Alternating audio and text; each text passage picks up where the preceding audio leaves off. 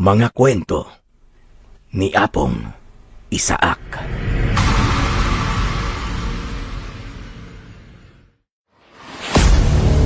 Rodrigo! Aba, ikaw ba yan? Ako nga, Mang Severino. Diyos ko, Panginoon ko! Ikaw nga, Rodrigo! Doon tayo mag-aarap para sa huling laban. Kapag natalo mo ko, maililigtas mo ang iyong anak. Hayop ka talaga! Nasaan ang anak ko? Ilabas mo ang anak ko! Magandang araw po sa inyo, Sir Blair, at sa mga giliw ninyong tagapakinig na walang sawang sumusuporta sa inyo. Isa po ako sa palaging nag-aabang ng bago mong upload sa inyong mga YouTube channel. Kaya naman, naisipan ko na rin po na magpadala ng sarili kong kwento na sana ay magustuhan ninyo at ng inyong mga subscriber. Sinadya ko pong baguhin ang pangalan ng mga tao at lugar sa aking kwento upang maprotektahan po ang kanilang pagkakakilanlan. Darating talaga sa buhay natin na kahit na anong pagtalikod natin sa ating nakaraan ay pilit pa rin tayo nitong susundan kahit saan tayo pagpunta. Isa yan sa napatunayan ko po sa naging karanasan ko sa buhay. Tawagin niyo na lang po ako sa pangalang Rodrigo. At ito ang aking kwento. O si Rodrigo, at sa kasalukuyan ay malapit ng tumungtong ang edad ko sa 50.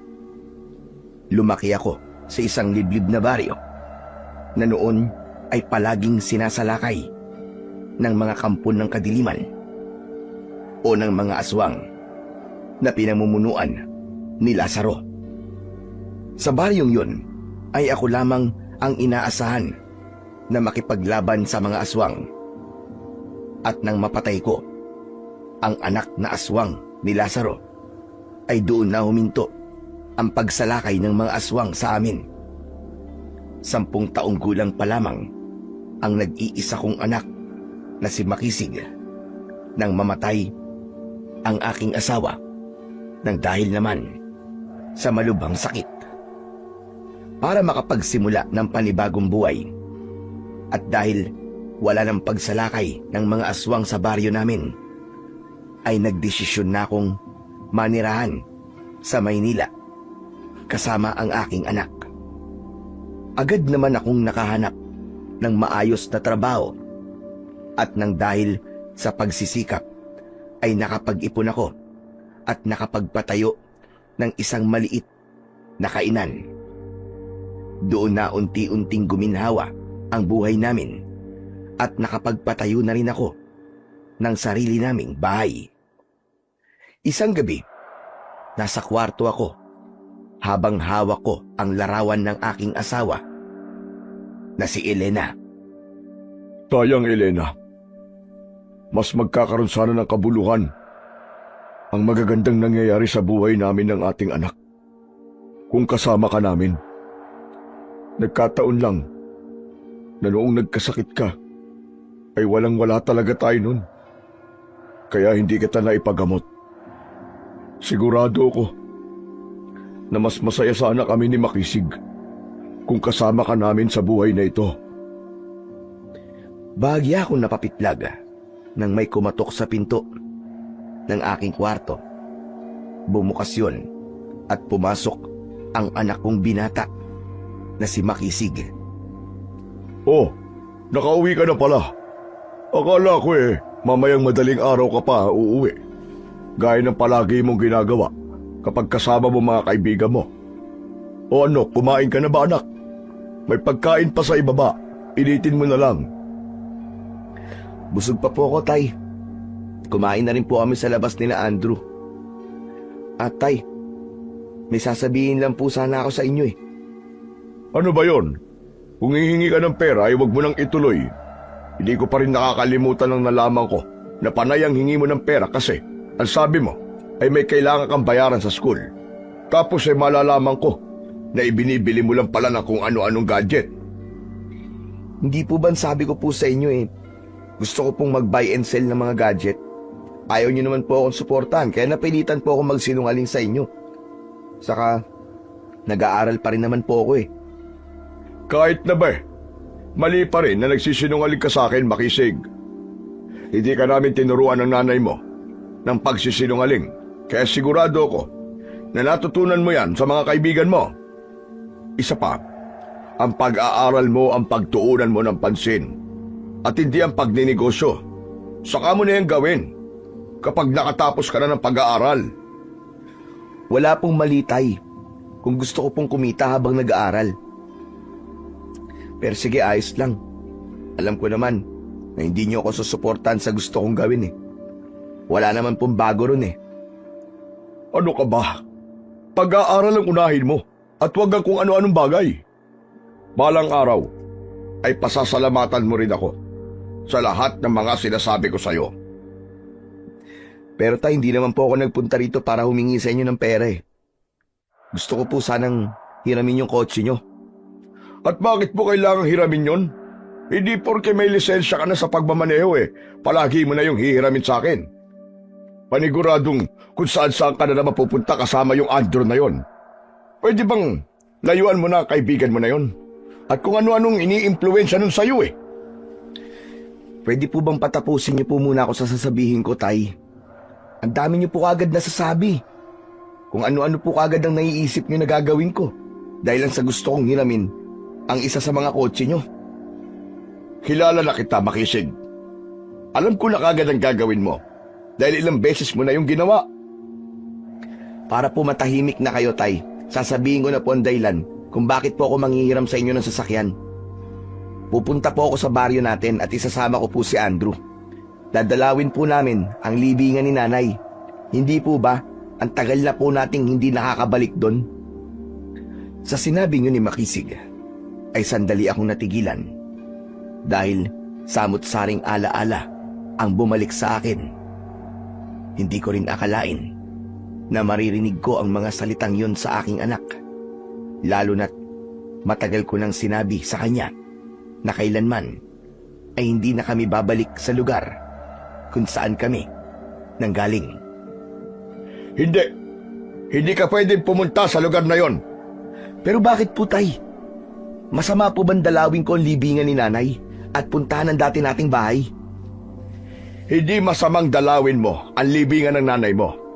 Ang masama ay hindi natin alam ang sitwasyon sa lugar na yun ngayon. Paano kung may mga aswang na namang sumasalakay doon? Delikado para sa'yo ang bumalik pa roon. Tay, 10 taon pa lang po ako nang umalis po tayo sa baryo natin. 20 na po ako ngayon, Tay. Hindi po ba masyado na matagal na panahon yun na hindi natin nadadalaw si Nanay? Isa pa, umalis po tayo ron na wala na pong mga aswang na sumasalakay doon, di ba? Tama ka. Matagal na panahon na nga tayong hindi bumabalik doon. At sa mga panahong yon, ay wala tayong ideya kung ano na ang nangyayari doon. Malaki pa rin ang posibilidad na may mga aswang na namang umaatake sa baryong yon. Kaya naman makinig ka sa akin, anak. Hindi ka babalik sa lugar na yon. Kahit ako, ay matagal ko na sinabi sa sarili ko na kailanman ay hindi na ako tatapak pa roon. Kung gusto mong alalahanin ng nanay mo, ay dito mo na lang sa bahay yung gawin at hindi mo na kailangang magpunta pa sa lugar na yon. Kung makapagsalita naman po kayo, Tay, parang wala po kayong magagandang alaala sa baryo kung saan po tayo nanggaling. Hindi po ba? Doon niyo po nakilala si Nanay. Doon din po kayo pinanganak sa baryong yon. Kayo, hinangaan po ng mga tao dahil sa galing ninyong makipaglaban sa mga aswang. Hindi po ako makapaniwala na naririnig ko po mga ganyang salita mula sa inyo. Kulang na lang po isumpa niyo ang baryo natin Hindi mo ba talaga nakukuha ang ibig kong sabihin, ha, Makisig? Wala akong galit o kahit kaunting hinanakit sa baryo natin. Ang sa akin lang naman, hindi talaga ligtas na magpunta ka roon dahil hindi natin alam kung ano ang sitwasyon doon ngayon. Paano po natin malalaman, Tay, kung di po tayo magpupunta? Hindi po ako pupunta ron para magsaya o magbakasyon kung yan po ang iniisip nyo. Gusto ko lang po talagang dalawin ang libingan ni nanay. Kahit buhay ang nanay mo ay sigurado ko na hindi kanya papayagan na bumalik sa baryo natin.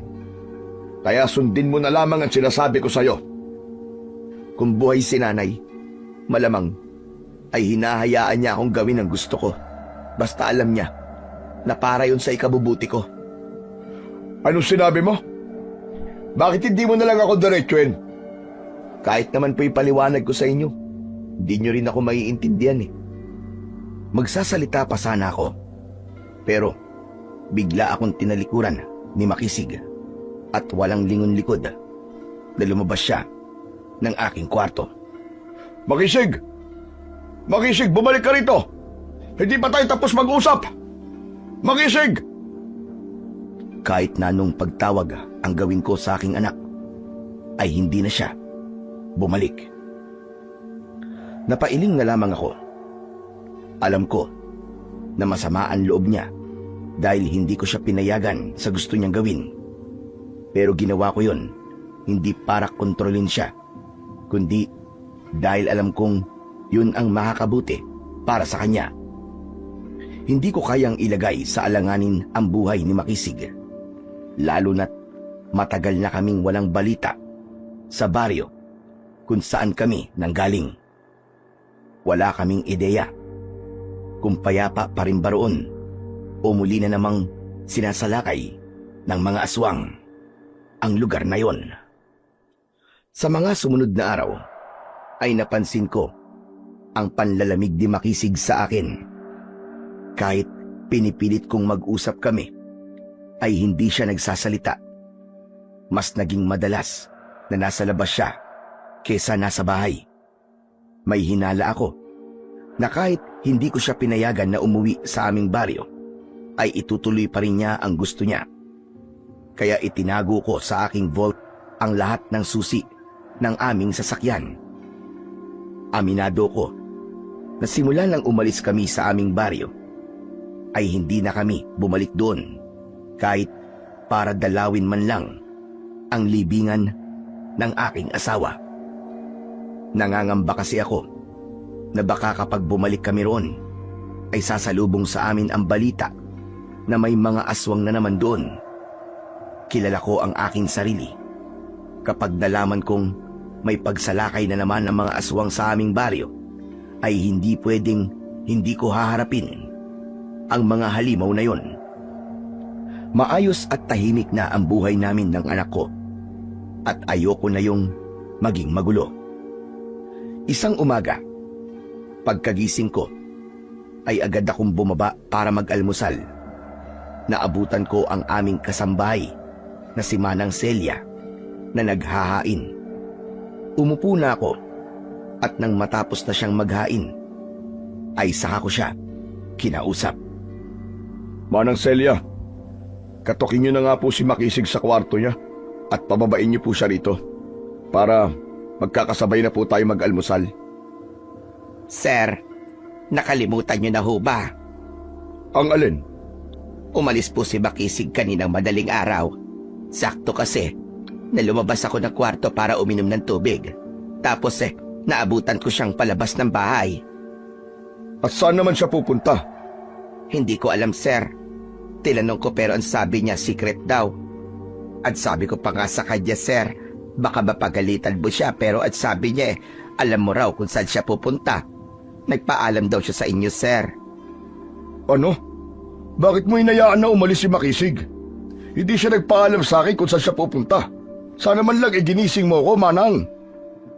Huwag naman po kayong magalit sa akin, sir. Naniwala lang naman po ako sa sinabi sa akin ni Makisig. Hindi ko naman nakalain na nagsisinungaling lang pala siya, sir. Ay nako, napakatigas talaga ng ulo ng anak kong yon. Alam ko kung saan siya pupunta. Saan po, sir? Kapag ba sinabi ko sa'yo, babalik dito si Makisig. Tawagan mo nga si Makisig. Nasa taas kasi ang cellphone ko Inilabas ni Manang Celia ang cellphone niya at agad niyang tinawagan si Makisig. Ay sir, sumagot na po si Makisig. Hello, Makisig. Kakausapin ka raw ng tatay mo. Makisig! Makisig! Sir, pinatayan po ako ni Makisig. Bakit kaya? Manang naman, bakit mo sinabi na kakausapin ko siya? Hindi ba, sir, kakausapin mo naman talaga siya? Kaya nga ang sabi mo tawagan ko siya. Oo nga, Manang. Pero hindi mo sana muna sinabi na kakausapin ko siya. Pagkasagot sana ni Makisig sa tawag mo, ay hindi ka na muna nagsalita at ibinigay mo na sa akin kagad yung cellphone mo. Hindi naman kasi clear ang instruction mo, sir. Sana kasi sinabi mo kagad para alam ko kung ano ang gagawin ko. Kasalanan mo rin, sir. Ay, nako. Ewan ko sa'yo, Manang. Sumasakit ang ulo ko sa'yo. Kunin mo na nga lang ang cellphone ko sa kwarto ko. At ako na ang tatawag kay Makisig. Aalis na sana si Manang Celia, pero agad siyang bumalik. Paracetamol, sir? Gusto mo ba na ikuha na kita? Anong gagawin ko sa paracetamol? Ang sabi mo kasi, sir, sumasakit ang ulo mo. Kapag kasi masakit ang ulo, umiinom kagad ako ng paracetamol at nawawala naman kagad yon. Tama na, Manang, tama na. Kunin mo na lang yung cellphone ko. At baka magdilim pa ang paningin ko.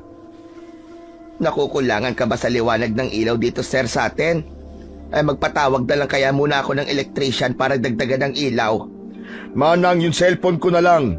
Kunin mo na, pakibilisan mo. Sige, sir. Kukunin ko na po. Nagmamadaling nagtungo si Manang Celia sa ikalawang palapag ng bahay. Habang hinihintay ko siya, ay nasa puko ang aking ulo. Minsan, hindi ko na alam kung namimiloso po lang ba si Manang Celia o normal lang sa kanya ang makipag-usap sa akin ng ganoon. Pero kahit isa siya sa dahilan ng pagsakit ng ulo ko, ay wala akong balak na kumuha ng bagong kasambahay. Masipag kasi siya at subok ng mapagkakatiwalaan. Hindi nagtagal ay bumalik na si Manang Celia. Agad niyang inabot sa akin ang cellphone ko. Sinubukan kong tawagan si Makisig, pero nakapatay na ang cellphone niya. Nakita niyo na, Manang? Pinatay na ni Makisig ang cellphone niya. Bakit parang ako na naman, sir, ang sinisisi mo? Hindi naman ako nagpatay ng cellphone ni Makisig. Hindi na lang ako nagsalita dahil alam ko na kapag nagsalita pa ako ay mas lalong hahaba ang usapan namin ni Manang Celia at baka nga tuluyang sumakit na ang ulo ko. Hanggang sa isang ideya ang naisip ko. Nagpadala na lang ako ng text message kay Makisig at sinabi ko na kapag hindi niya ako tinawagan ay hindi na siya makakatanggap ng allowance sa akin buwan-buwan. Umasa ako na magiging epektibo ang pananakot ko na yon sa kanya at anumang oras sa araw na yon ay tatawag siya sa akin. Maghapon akong naghintay ng tawag ni Makisig. Hindi na rin ako umalis ng bahay dahil alam ko na hindi ako makakapagtrabaho ng maayos hanggat hindi ko nakakausap ang anak ko. Alam ko naman kung saan siya pupunta, pero gusto ko pa rin na marinig mismo sa bibig niya ang mga sagot sa mga tanong ko. Paminsan-minsan ay sinusubukan ko pa rin kontakin ang number ni Makisig, pero bigo pa rin ako dahil nakapatay pa rin ang cellphone niya. Hanggang sa sumapit na ang gabi, hindi pa rin tumatawag sa akin si Makisig. Nasa hapagkainan na kami ni Manang Celia. Maganang kumain si Manang Celia habang ako naman ay nakatulala. Sir, bakit hindi ka pa kumakain? Lumalamig na yung sinigang, oh. Hindi ko kayang kumain, Manang Celia, hanggat hindi ko nakakausap si Makisig. Tumayo si Manang Celia at sinimulan niyang alisin ang pinggan at mangkok na nasa harapan ko. Hinawakan ko ang braso niya at may pagtataka kong tumingin sa kanya. Manang, at saan mo dadali ng mga yan? Ang sabi mo kasi, sir, hindi mo kayang kumain hanggat hindi mo nakakausap si Makisig. Di, saka ko na lang ito ilalagay kapag tumawag na po sa inyo si Makisig, sir. Ibalik mo mga yan dito, Manang Celia. Ay, Diyos ko. Sumasakit na naman ang ulo ko sa'yo. Sinusunod ko lang naman ang mga sinasabi mo, sir. Ibinalik na ni Manang Celia sa harapan ko ang pinggan at mangkok. Nang bumalik siya sa upuan, ay saktong tumunog ang cellphone ko na nasa ibabaw ng lamesa. Pakiramdam ko ay tumalon ang puso ko nang rumihisto sa screen ng cellphone ang pangalan ni Makisig. Agad ko yung dinampot at sinagot ang tawag. Hello, anak. Makisig. Nasaan ka? Talagang tinatanong niyo pa po. Hindi po ba sinabi ko na po sa inyo kung saan ko gustong pumunta? Ang tigas talaga ng ulo mo. Ay, nako. Siguro ay sinusulong ka na naman ng kaibigan mo, no? Mali po kayo, Tay. Sariling desisyon ko po ito. Hindi ko po kasama si Andrew kasi may pupuntahan daw siya. Saka, nag-commute lang po ako kasi alam ko pong itinago niyo ang lahat ng susi ng sasakyan natin. Ay, nako. Napakatigas talaga ng ulo mo. Hindi ka marunong makinig sa akin. Kayo po ang hindi marunong makinig sa akin, Tay. Alam ko po ang ginagawa ko. Wala po akong masamang gagawin sa baryo natin. Dadalawin ko lang po ang libingan ni Nanay. Ano po bang masama roon? Anak naman, hindi mo ba talaga ako naiintindihan? Hindi natin alam ang sitwasyon sa lugar na yon. Nasaan ka na ba? Bumalik ka na rito. Sorry, Tay, pero malapit na po ako eh. Huwag po kayo mag-alala. Dahil kung hindi na po pwedeng tulugan ng bahay natin, ay doon na lang po muna ako kay Mang Severino makikituloy. Sige po, Tay. Mawawalan na po ako ng signal eh. Teka, Makisig anak. Makisig, bumalik ka na rito. Winawarningan kita. Hindi ka na talaga makakakuha sa akin ng monthly allowance mo. Naputol na ang tawag na yon. Nanginginig ang mga kamay na sinubukan kong tawagan ulit si Makisig. Pero hindi ko na siya makontak at wala akong ideya kung pinatay ba niya ang kanyang cellphone o talagang nawalan na siya ng signal. Kulang na lang ay ibato ko ang hawak kong cellphone sa sobrang inis ko. Hindi ko mawarian kung bakit lumaki si Makisig na ganun katigas ang ulo. Doon ko mas lalong naramdaman ang kawalan ng aking asawa. Sigurado kasi ako na kung buhay pa siya, ay mas magagabayan niya ng maayos ang aming nag-iisang anak. Hindi agad ako nakatulog ng gabing yon nang dahil sa pag-iisip kay Makisig. Kinakabahan ako dahil baka may mga aswang na namang sumasalakay sa baryo na pinanggalingan namin. Kinailangan ko nang uminom ng pampatulog dahil hindi ako maaaring magpuyat dahil marami akong kailangang asikasuhin sa negosyo namin sa susunod na araw. Pero nang nakatulog na ako, ay dinalaw naman ako ng isang hindi magandang panaginip.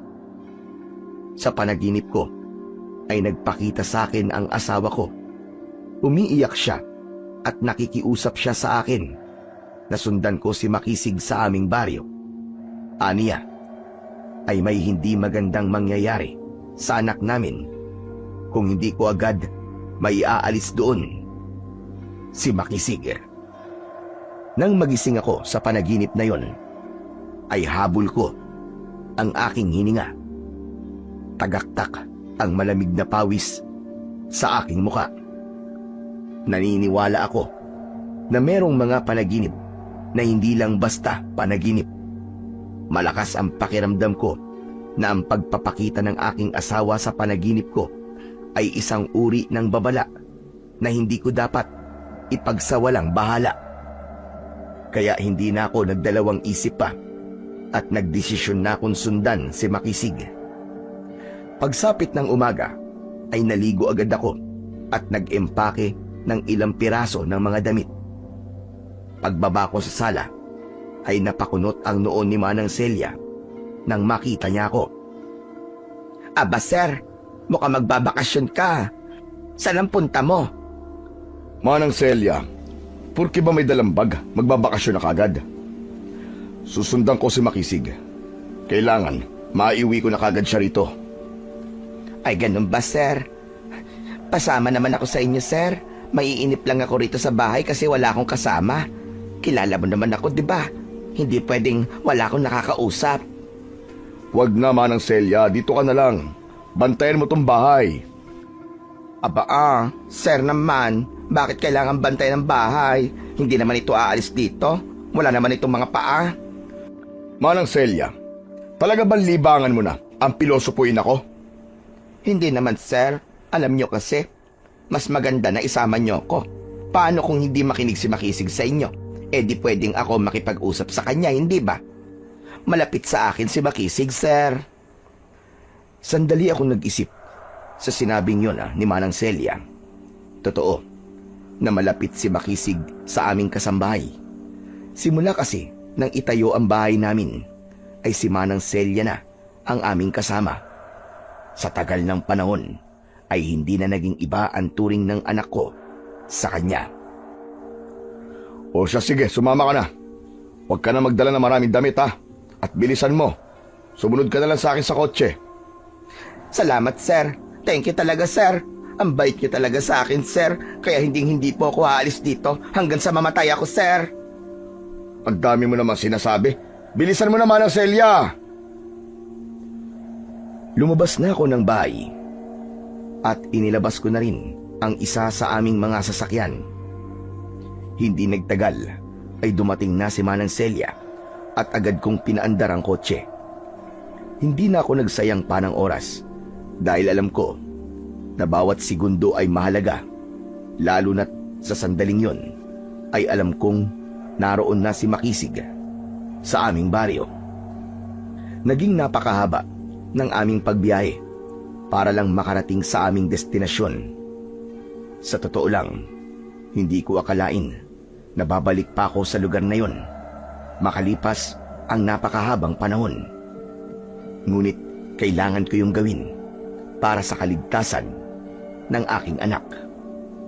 Mabagal naming binaybay ang daan sa aming baryo at samot-saring alaala ang bumalik sa aking isipan.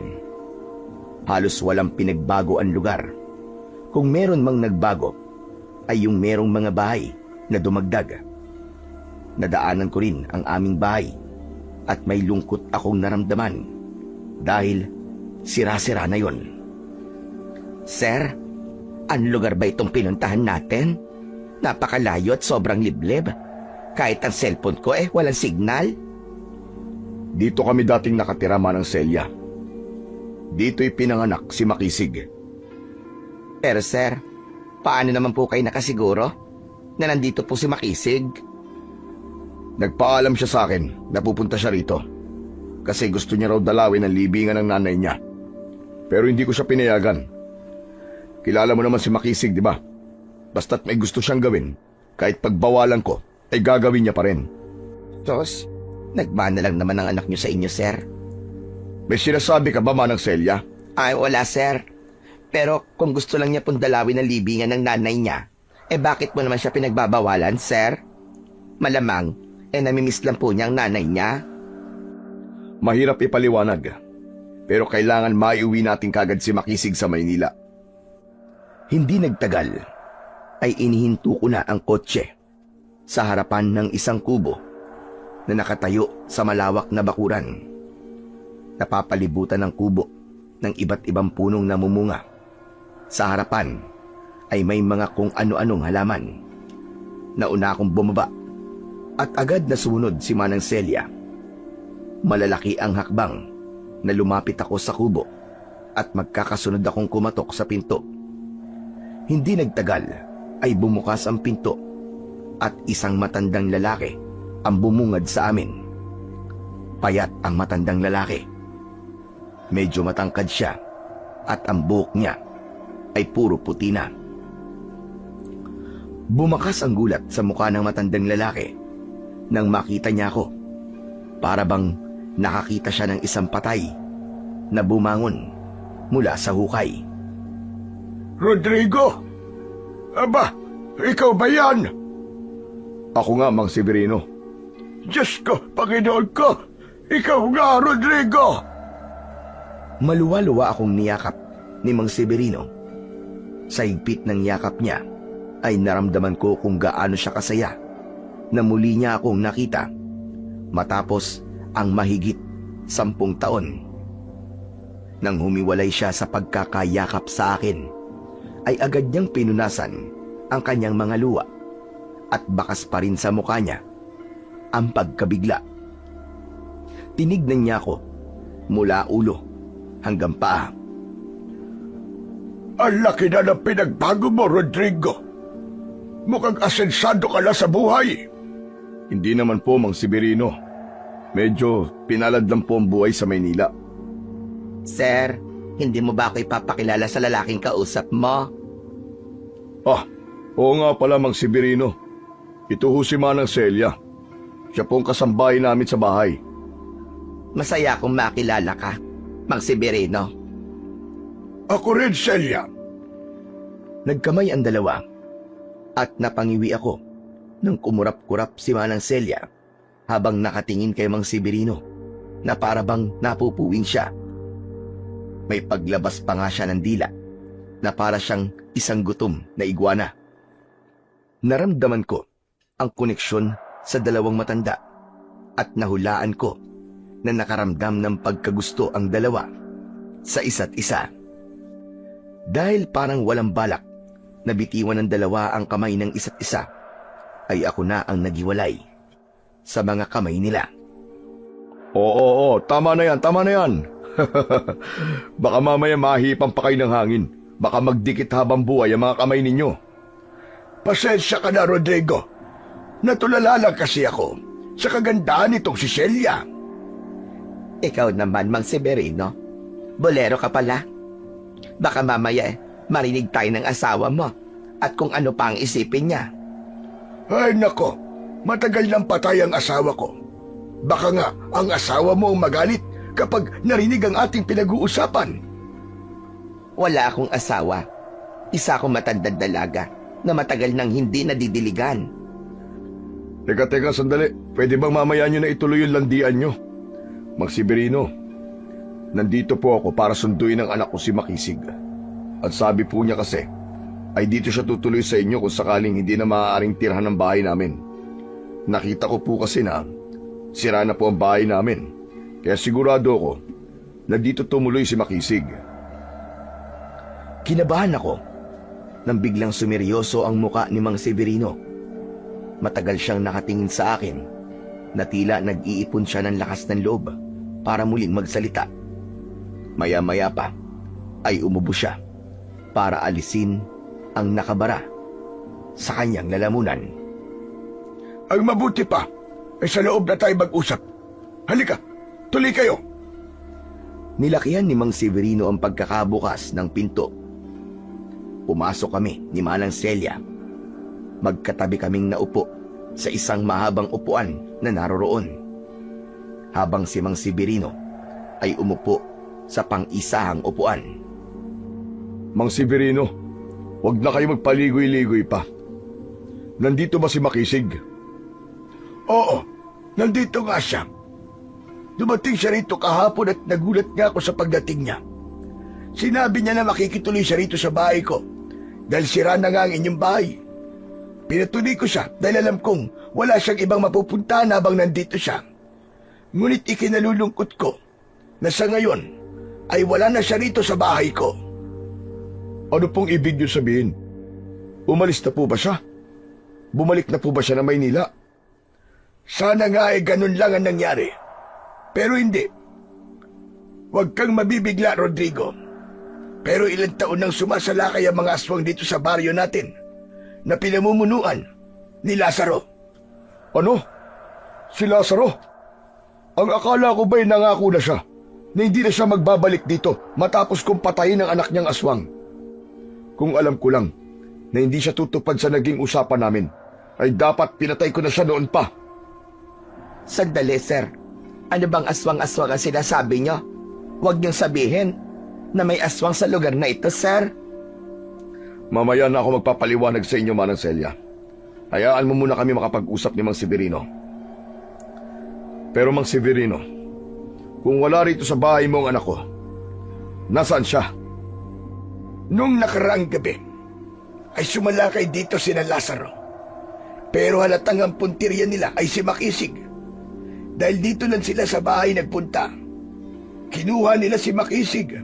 At ang sabi ni Lazaro, kung sakaling darating ka rito, ay sabihin namin sa iyo na hawak niya ang iyong anak. Aniya, ay kailangan mong puntahan si Makisig sa kuta nila, doon sa paanan ng bundok. Nilukob ako ng labis na kaba at takot sa aking narinig.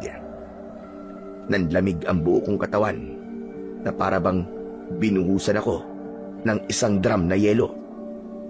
Doon ko napatunayan na totoo ang babala ng aking asawa nang magpakita ito sa aking panaginip. Sa kasamaang palad ay huli na nang dumating ako dahil nakuha na ni Lazaro ang aking anak. Mariin kong naikuyom ang aking mga kamao. Napakahayop talaga ni Lazaro. Sigurado ko na matagal niya na itong pinagplanuhan para maghiganti sa akin. Hinintay niyang bumalik dito ang anak ko para makuha niya. Yan din ang naisip naming lahat. Patawarin mo kami kung hindi namin nagawang protektahan si Makisig. Lahat kami nagulat sa biglaang pagsalakay ng mga aswang nung nakaraang gabi. Huwag kayong humingi ng tawad sa akin, Mang Severino. Dahil wala namang kayong kasalanan sa akin. Kung meron man dapat humingi ng tawad sa akin, ay walang iba kundi si Lazaro. Pero kahit humingi pa siya ng tawad, ay hindi ko yun ibibigay sa kanya. Sisiguraduhin ko na sa susunod na magkakaharap kami, ay papatayin ko na siya. Kung ganun, ay haharapin mo si Lazaro at ang mga alagad niya. Ganun na nga, Mang Severino. Yun naman ang dapat kong gawin. Dahil buhay na ng aking anak ang nakasalalay dito. Pero Rodrigo, ang sabi ni Lazaro ay kailangan mo siyang puntahan sa kuta nila sa paparating na pagbilog ng buwan. At alam mo naman kung bakit yun ang pinili niya. Dahil mas malakas sa mga aswang kapag bilog ang buwan. Tuso talaga siya. Pero bilog man o hindi ang buwan, ay kaya ko siyang harapin. Nagawa ko na siyang pabagsakin noon at magagawa ko ulit yun ngayon. Kailangan ko lang ng mabilis ang pagsasanay dahil matagal-tagal na rin ang huling beses na nakipaglaban ako sa mga aswang. Habang nagpapatuloy ang pakikipag-usap ko kay Mang Severino, pakiramdam ko ay nakalutang na ang aking utak. Wala na ako sa aking sarili dahil ang tanging nasa isip ko ay kung ano ang kalagayan ng anak ko sa sandaling yon. Natatakot ako na baka kung ano na ang ginawa ni Lazaro kay Makisig dahil sa tindi ng galit niya sa akin. Kinagabihan, matapos naming maghapunan, ay lumabas ako ng bahay ni Mang Severino. Habang nakatayo ako sa labas, ay nanigarilyo ko upang kahit paano ay kumalma ang aking pakiramdam. Nakakailang buga pa lamang ako nang may marinig akong papalapit sa akin. Sa paglingon ko ay nakita ko si Manang Celia na palapit sa akin. Tumayo siya sa kaliwa ko. Sir, hindi ba't matagal ka nang huminto sa paninigarilyo? Ngayon lang naman ulit, Manang Celia. Kailangan ko lang kumalme. Kanina pa kasi ako hindi mapakali. Baka naman, pwede mo nang sabihin at ipaliwanag sa akin ang nangyayari dito, sir. Mula kanina, pinagbigyan na kita at hindi kita inabala. Isa akong manunugi sa baryong ito, Manang Celia. Nang mamatay sa sakit ang asawa ko, at masiguro kung niligtas na ang baryong ito mula sa mga aswang, ay saka kami umalis dito ni Makisig. Si Lazaro, sir. Sino ba siya? Bakit at sabi mo gusto niya maghiganti sa iyo? Si Lazaro ang pinuno ng pinakamalakas na grupo ng aswang na sumasalakay dito noon. Nagkaroon kami ng matinding pagharap at nagawa kong patayin ang anak niyang aswang. Sugatan na noon si Lazaro. pwedeng-pwede ko na siyang patayin. Pero nakiusap siya sa akin na hayaan ko siyang mabuhay. Nangako siya na kung bubuhayin ko siya, ay magbabago na siya. Aniya, ay lalayo na siya at kailanman ay hindi na siya babalik dito. Ang sabi pa niya, nawala na siya ng anak, kaya't nawala na rin siya ng dahilan para makipaglaban. Kaya naman, hinayaan ko siyang umalis at mabuhay. Pero bakit binuhay mo pa siya, sir? Dahil isa akong tatay, naramdaman ko ang sakit na nararamdaman noon ni Lazaro. At bilang isa rin akong ama, ayun na lamang ang kaya kong ibigay sa kanya. Naniwala ako na magbabago siya at lalayo. Pero hindi siya tumupad sa aming usapan. Malinaw na ang lahat sa akin, sir. Malinaw na isang paghihiganti nga ang ginagawa ng Lazaro na yon. Tama ka, Manang Celia. Pinatay ko ang anak niya, kaya dinukot din niya ang anak ko. Malinaw sa akin na balak din niyang patayin si Makisig bilang paghihiganti sa akin. Diyos ko pong mahabagin. Huwag naman sanang mangyari yan, sir. Hindi talaga yun mangyayari, Manang Celia. Dahil gagawin ko ang lahat para iligtas ang aking anak. Hindi ako papayag na magtagumpay si Lazaro sa gusto niyang mangyari. Pero sir, hindi niyo po ba naisip na maaaring isang patibong ang paghaharap ninyo ni Lazaro? Narinig ko na kailangan mo magpunta sa kuta ng mga aswang sa paparating na pagbilog ng buwan. At kapag bilog ang buwan, sir, ay mas malakas ang mga aswang. Hindi kaya paghahandaan ka nila, sir? Wala akong pakialam sa bagay na yung, Manang Celia. Ang gusto ko lang ay ang mailigtas si Makisig. Kahit isa yung patibong ay sigurado ko na kaya ko silang laban ng lahat, lalong-lalo na si Lazaro. Kahit sarili kong buhay ay kaya kong isugal para sa aking anak. Hindi mo na nakapagsalita si Manang Celia. Matapos ko yung sabihin, nang tumingin ako sa kanya, ay nakangiti siya ng matamis. Nagtaka ako sa naging reaksyon na yon ni Manang Celia. Oh, Manang Celia, bakit nakangiti ka dyan? Wala lang, sir. Naisip ko kasi na kung naririnig di Makisig ang mga sinasabi mo ngayon, ay sigurado akong matutuwa siya, sir. At bakit mo naman nasabi yan?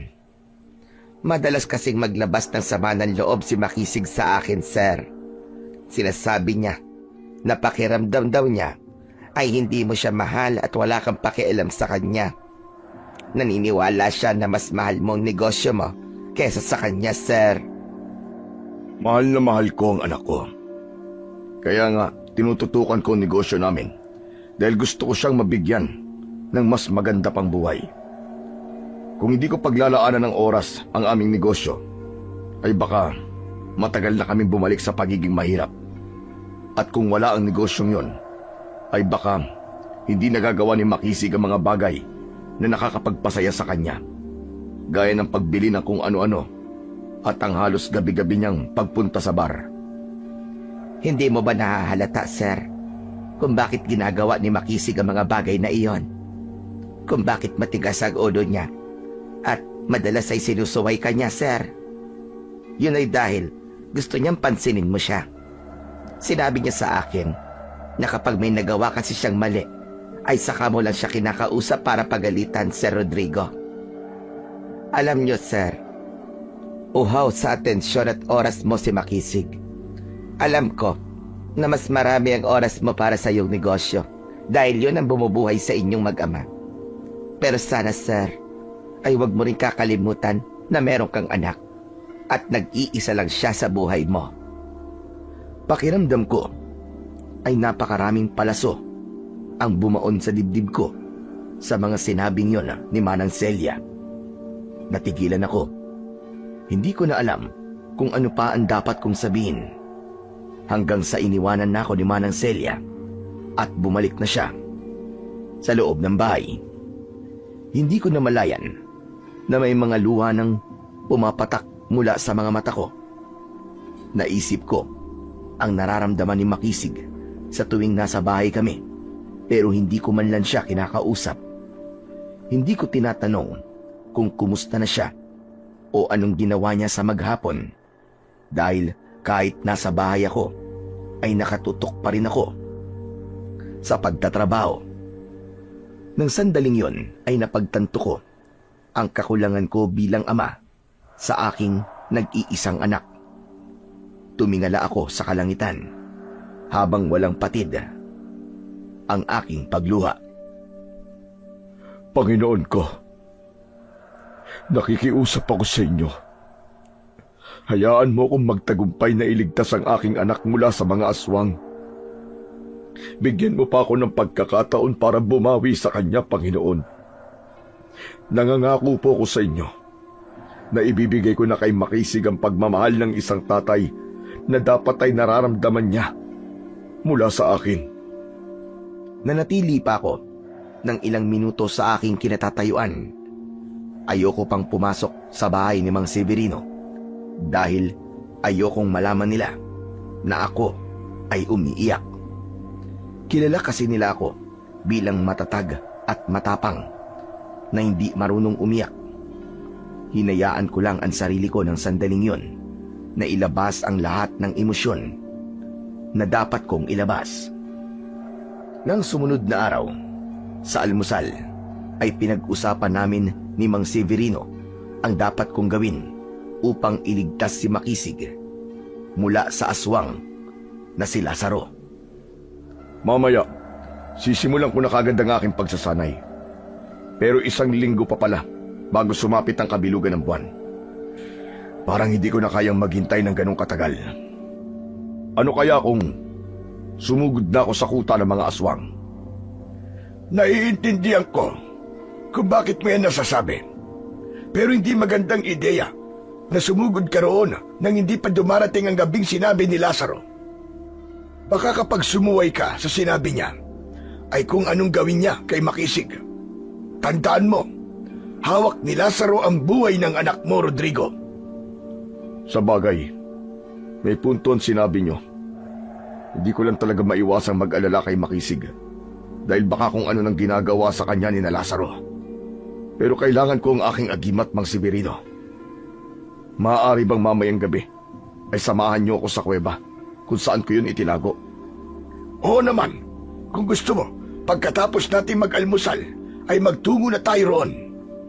Sige po, hindi ako maaaring makipaglaban sa mga aswang nang wala yun dahil yun ang magdadagdag sa lakas ko.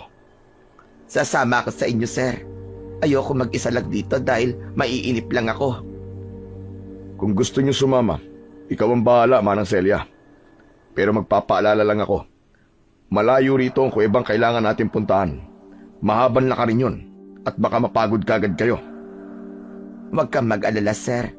Dahil sanay akong mapagod. Ang dami ko kayang ginagawa araw-araw sa bahay nyo. Kaya parang na-train na rin ako sa mga ganyang lakarin na mahaba. Aba, kung makapagsalita ka naman, Manang Celia, ay parang hirap na hirap ka sa bahay namin. Baka mamaya niyan isipin ni Mang Severino, inaalipin ka namin doon. Huwag kang mag-alala, Rodrigo.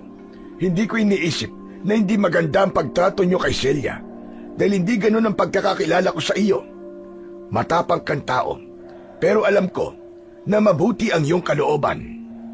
Nako, sinabi mo pa, Man Severino. Napakabait talaga niyang si Sir Rodrigo. Minsan nga kapag kailangan ko ng pera ay hindi na ako nagdadalawang salita. Kapag lumalapit ako sa kanya, napakadali niyang hinga ng tulong. Saka, marami rin siyang charity na tinutulungan. Meron din siyang mga scholar at 2 sa mga yon ang nakapagtapos na ng kolehiyo. Nakakatuwa namang marinig ang mga yan. Hindi na ako nagtataka kung bakit ka binihiyaan ng Diyos dahil alam niya na maging ikaw ay magiging biyaya sa mas nakararami. Maraming salamat po, Mang Severino. Alam ko kasi ang pakiramdam ng walang-wala. Kaya ginagawa ko ang lahat ng to para makapagbigay ng tulong sa paraan na alam ko at kaya ko. Nang natapos na kaming mag-almusal, ay agad kaming nagsimulang maglakad papunta sa kuweba kung saan ko itinago noon ang aking ginagamit na agimat kapag nakikipaglaban ako sa mga aswang. Palabas na kami ng baryo nang may mga taong humabol sa amin. Ang akala ko ay kung bakit, pero mas nais lang pala nilang magpasalamat sa akin dahil nagbalik ako sa aming baryo. Labis ang kasiyahan ko dahil nakita ko ang pag-asa sa kanilang mga muka. May mga nagsabi pa nga sa akin na gabi-gabi silang nagdadasal na bumalik na ako roon dahil ako lang ang kilala nila na may kakayahang humarap at makipaglaban sa mga aswang. Nangako ko sa mga tao na gagawin ko ang lahat ng aking makakaya upang bumalik ang kapayapaan sa aming baryo. At nang sabihin ko yon, ay mas lalo silang natuwa. Matapos yon, ay nagpatuloy na kami sa aming paglalakad. Nang pumasok na kami sa kagubatan, ay doon na nagsalita si Manang Celia. Hindi ako makapaniwala, sir, na napakaraming tao pala ang humahanga sa inyo rito. Nakakatuwang malaman na ang amo ko pala ay isang bayani na nakikipaglaban sa mga aswang. Totoo yan sinabi mo, Celia. Marami talaga ang humahanga rito kay Rodrigo. Hindi lang humahanga, kundi mataas din ang respeto naming lahat para sa kanya. Hindi biro, yung halos ialay niya na ang buhay niya para sa aming lahat sa pakikipaglaban niya sa mga aswang. Naging mabuti rin kasi kayong lahat sa akin, Man Severino. Hindi lang sa akin, kundi pati na rin sa mag-ina ko nung dito pa kami nakatira. Kaya lang matutunan kong makipaglaban sa mga aswang. Sa tulong ng aking lolo, ay nangako ko sa akin sarili na gagamitin ko ang kaalaman na yon para protektahan kayong lahat. Pero sa totoo lang, ayoko na sanang bumalik pa kami rito ni Makisig. Hindi dahil sa meron akong hinanakit, kundi ayoko nang magulo ang aming buhay sa Maynila. Naiintindihan kita. Kahit ako, kung may kakayahan lang sana akong mamili, ay mas gusto ko ang tahimik na buhay. Lahat naman tayo ay ganun ang ninanais. Pero ako, ayos lang sa akin na maging magulo ang mundo ko. Kung ikaw ang gugulo nun, Severino. Manang, kinikilabutan naman ako sa sinasabi mo. Ang tanda nyo na pero parang sobrang harot nyo pa. Aba, wala sa edad ang paghaharot, sir. Oo na. Bahala ka na sa buhay mo, Manang. Matanda ka na, kaya alam mo na ang ginagawa mo. Nagpatuloy na kami sa aming paglalakad, papunta sa kuweba.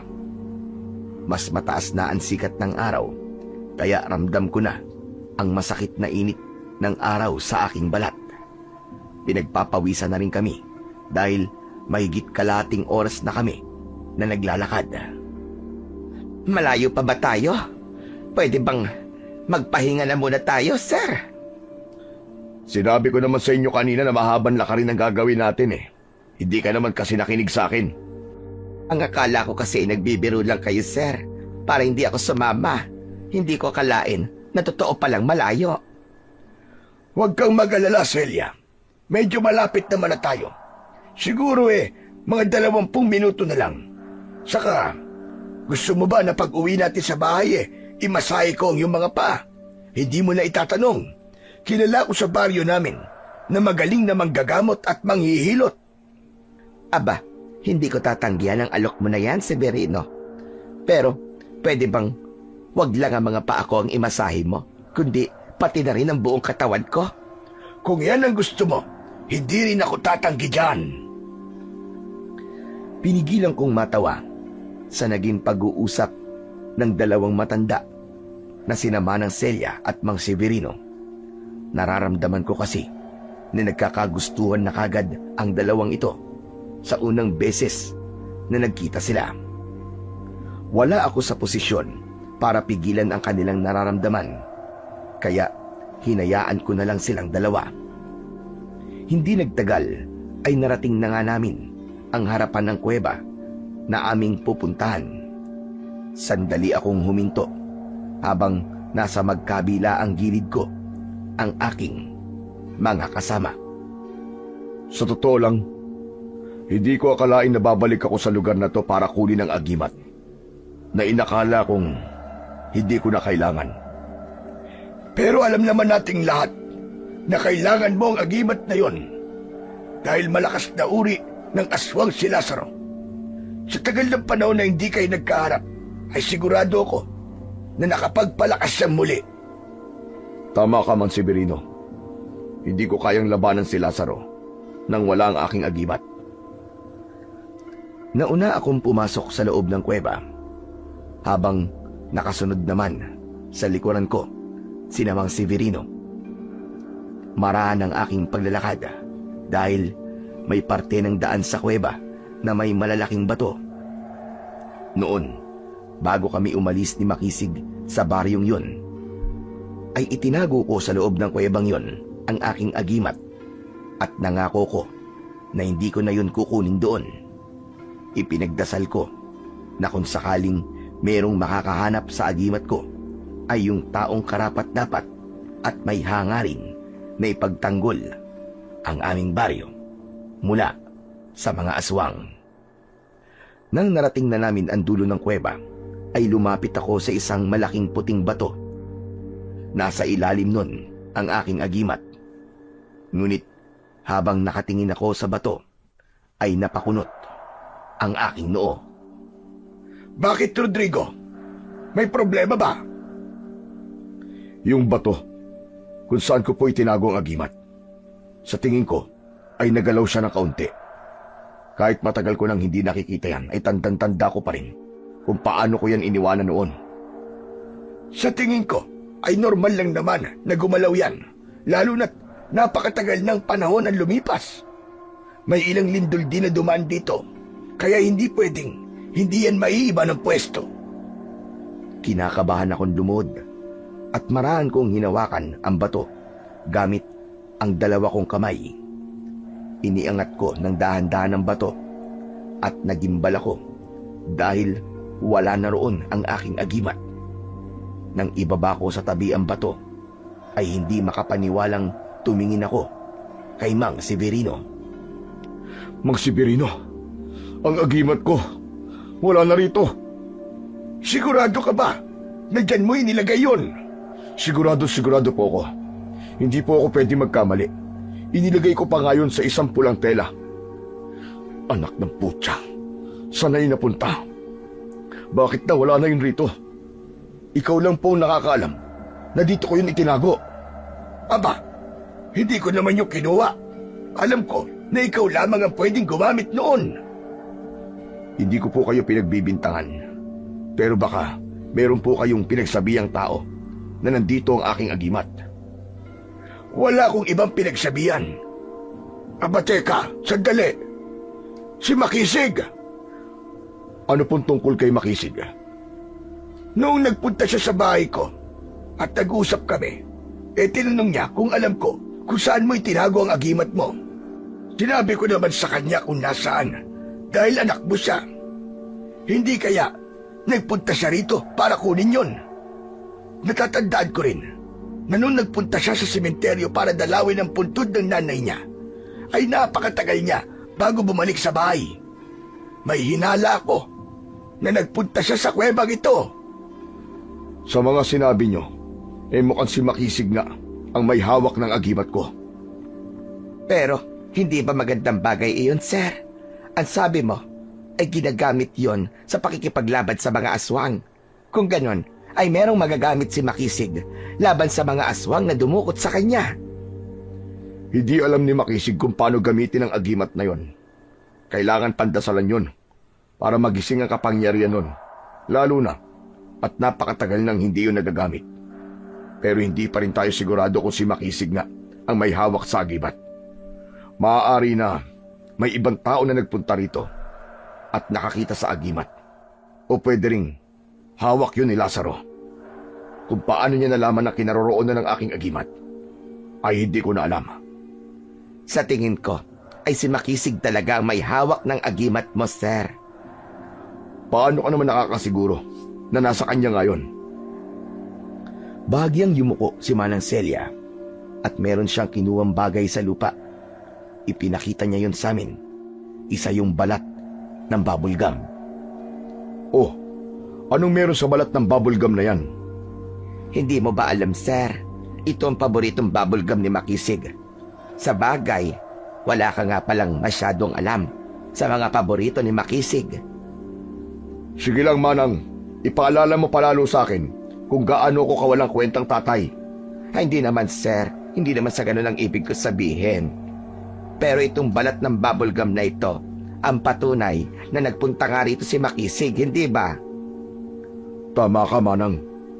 Kung ganun, malinaw na hawak nga ni Makisig ang aking agimat.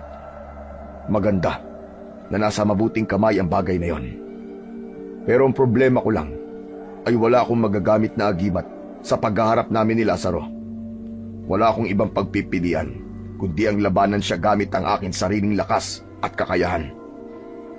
Kaya mo ba siyang talunin kahit wala sa iyo ang agimat mo? Sa totoo lang man, Severino, hindi ko rin po alam. Pero kailangan ko subukan. Buhay ni Makisig ang nakasalalay dito. At kailangan kong ipakita sa anak ko sa pagkakataon na ito na mahalaga siya sa akin at mahal na mahal ko siya. Halina po kayo. Umalis na po tayo rito. Bumalik na tayo sa baryo dahil kailangan ko pang magsanay. Hindi na kami nagtagal sa loob ng kuweba at magkakasama na kaming lumabas doon. Habang naglalakad kami palabas ng kuweba, ay walang ibang nasa isip ko kundi si Makisig.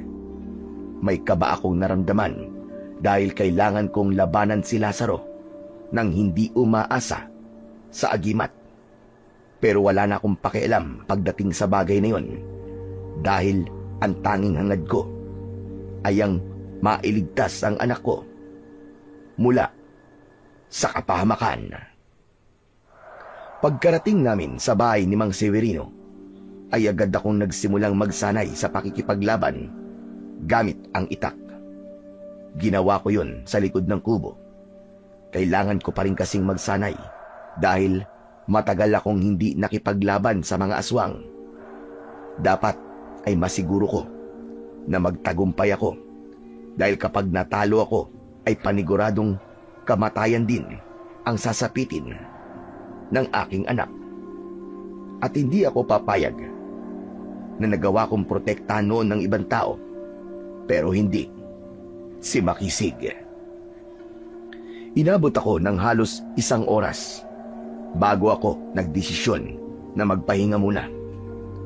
Tagaktak na ng pawis ang aking buong katawan at habol ko na ang aking paghinga. Pagpasok ko sa bahay ni Mang Severino, ay nagulat ako nang makita ko na minamasahe ni Mang Severino ang likod ni Manang Celia. Nakadapa ito sa mahabang upuan at halos tumirik ang mga mata niya habang hinahagod ni Mang Severino ang kanyang likod. Grabe, Severino. Sobrang sarap mo palang magmasahe. Halos maduling na ako sa sobrang sarap. Sinabi ko naman sa iyo, Celia. Masarap talaga ako, masarap talaga ako magmasahe. Pero ayos na ba ang diin ng pagmamasahe ko sa iyo? Medyo diinan mo pa para mas maramdaman ko ang mga kamay mo, Severino. Yan, ganyan nga, Severino. Grabe, ang sarap talaga. Ang galing mo. Pero alam mo bang may isang bagay na mas magaling pa akong gawin? Hala, ano yon?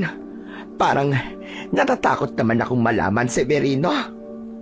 Huwag kang matakot, Celia. Sigurado ko na mas masasarapan at mas magugustuhan mo yon. Nagulat ang dalawang matanda nang tumikhim ako bigla. Pinutol ko na ang kanilang pag-uusap dahil alam ko kung saan na yon papunta. Ay, Rodrigo, ikaw pala. Tapos ka na ba sa pagsasanay mo? Opo, magpapahinga na po muna ako.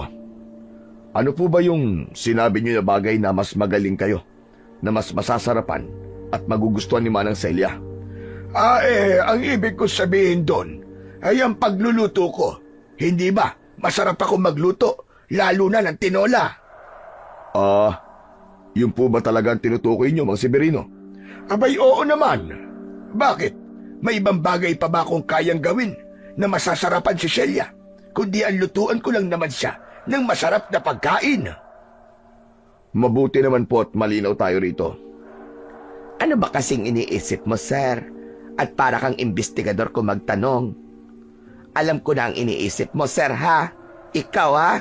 Masyadong madumi ang isip mo. Natawa na lang ako sa sinabing yun ni Manang Celia. Doon ko napagtanto na tama lang na isinama ko siya roon dahil nagkakilala sila ni Mang Severino.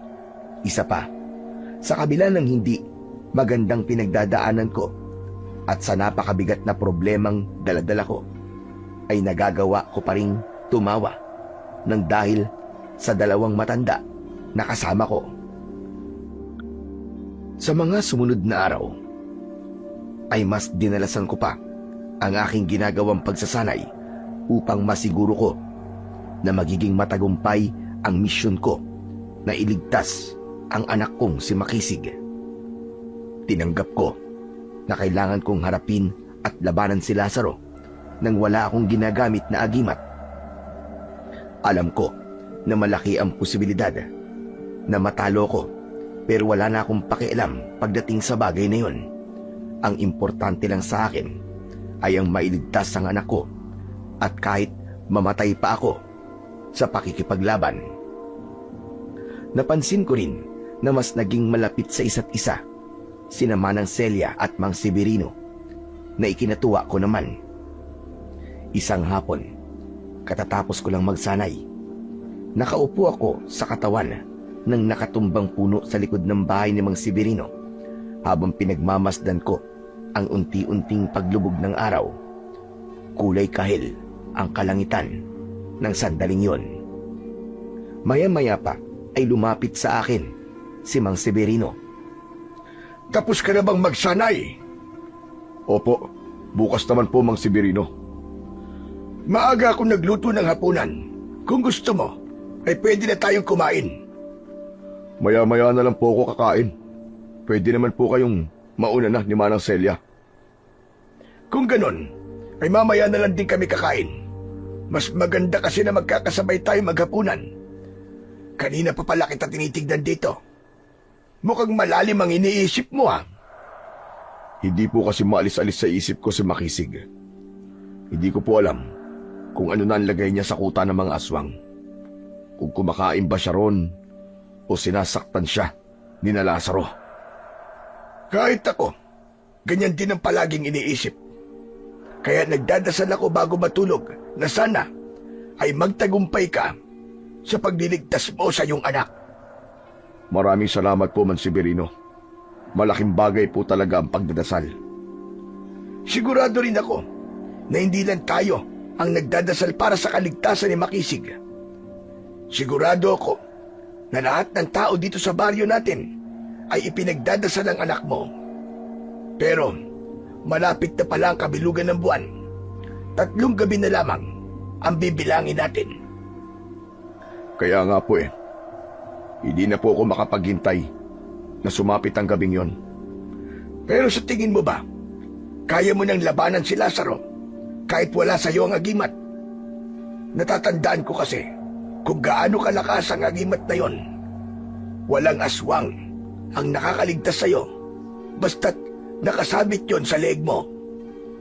Sa totoo lang, Mang Severino, ay ito ang laban na hindi ako sigurado kung mananalo ba ako o hindi.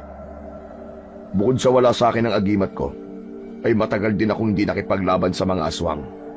Kumbaga para akong kinalawang na itak dahil matagal na hindi na nagamit at kailangang hasain muli. Ang tanging pinangahawakan ko na lang sa ngayon ay ang pananampalataya ko sa Panginoong Diyos na hindi niya kami pababayaan ng aking anak. At huwag mo rin kakalimutan ang isa mo pang sandata. At yun ay ang pagmamahal mo sa anak mo bilang isang ama.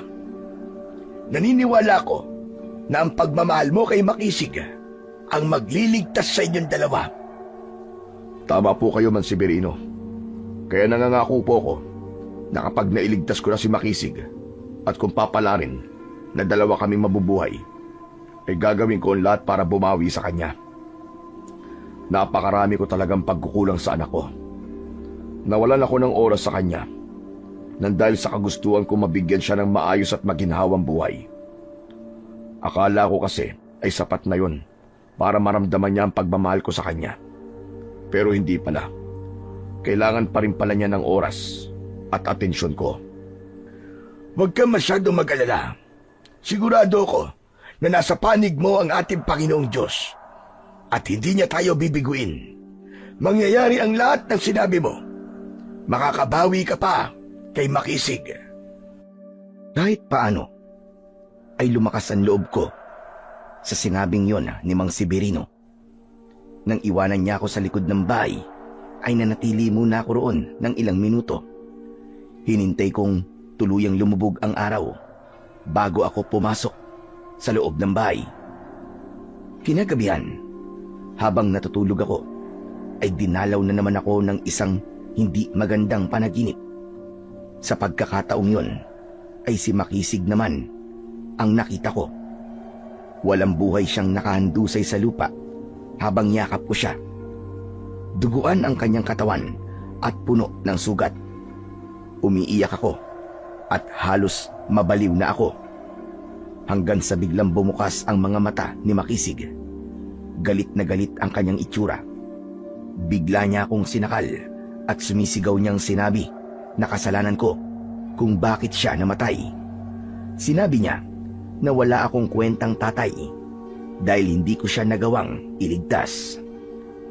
Nang magising ako sa panaginip na yon, ay napabalikwas ako ng bangon. Nanginginig ang aking katawan at pakiramdam ko ay totoo ang panaginip na yon. Nagtungo ako sa kusina para uminom ng tubig. Pinilit kong pakalmahin ang aking sarili. Hanggang sa lumabas muna ako ng bahay, dala ang lighter at sigarilyo. Habang nakatayo ako sa labas, ay nanigarilyo ko. Hindi nagtagal ay may naramdaman akong kakaiba sa aking paligid. Naging maalinsangan bigla ang hangin.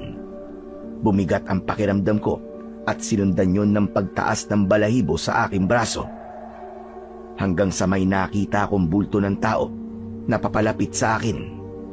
Pero nang ilang metro na lamang ang layo nun sa akin, ay napagtanto ko na hindi yun isang tao, kundi isang aswang. Tumiim ang bagang ko nang malaman ko na ang aswang na yun ay walang iba, kundi ang pinuno ng mga ito na si Lazaro. Isa siyang uri ng aswang na may malaking pangangatawan at itsura nakakatakutan ng kahit na sinong tao. Ang mga kuko niya ay matutulis na parang patalim at ang mga ngipin niya ay maihahalin tulad sa malalaking ngipin ng isang lagari. Namumula ang nanlilisik niyang mga mata. Huminto siya ilang metro ang layo mula sa akin. Walang hiya ka. Sa wakas, nagpakita ka rin sa akin. Tapusin na natin ito ngayon, Lazaro! Huwag kang masyadong magmadali, Rodrigo. Tandaan mo na hawak ko ang buhay ng iyong anak. Kayang-kaya kong magpadala ng mensahe sa mga alagad ko na nagbabantay sa kanya kahit nandito ako. Kayang-kaya kong sabihin sa kanila na patayin nila si Makisig kapag may ginawa ka na hindi ko magugustuhan. Hayop ka, diablong buwang ka. Ganyan ka na ba talaga kaduwag? Kailangan mo pandukutin ang anak ko para lang hindi ka masaktan. Lumabang ka ng patas, demonyo ka! At sa'yo pa talaga nang galing ang salitang lumaban ng patas. Gayong pinatay mo ang anak ko nang walang kalaban-laban. Dapat lang sa anak mo napatayin dahil marami na siyang pinatay ng mga inosenteng tao. Kayo ang pumapatay sa mga walang kalaban-laban. Kaya kahit konting pagsisisi, ay wala akong nararamdaman nang patayin ko ang demonyo mong anak. Hayop ka! Sisiguraduhin ko na pagsisisihan mo ang ginawa mo sa anak ko. Ipaparamdam ko sa iyo ang sakit na nararamdaman ko bilang ama na nawalan ng anak. Pero huwag kang mag-alala. Dahil hindi mo ako kagaya, bibigyan kita ng pagkakataon na iligtas si Makisig. Sa darating na pagbilog ng buwan, magtungo ka sa kuta namin sa panan ng bundok. Doon tayo maghaharap para sa huling laban. Kapag natalo mo ko, maililigtas mo ang iyong anak. Pero kapag ikaw naman ang natalo, papatayin ko siya sa paraang kahit sa panaginip ay hindi mo na naisin na masaksiyan. At tandaan mo, Rodrigo, dapat ay ikaw lang ang mag-isang magtutungo sa aming kuta. Kailangan mong patunayan ang lakas at galing mo sa akin nang hindi ka umaasa sa tulong ng iba. Aasahan ko ang iyong pagdating, Rodrigo. Isang malakas na halakhak ang pinakawalan ni Lazaro bago siya mabilis na nawala sa aking paningin.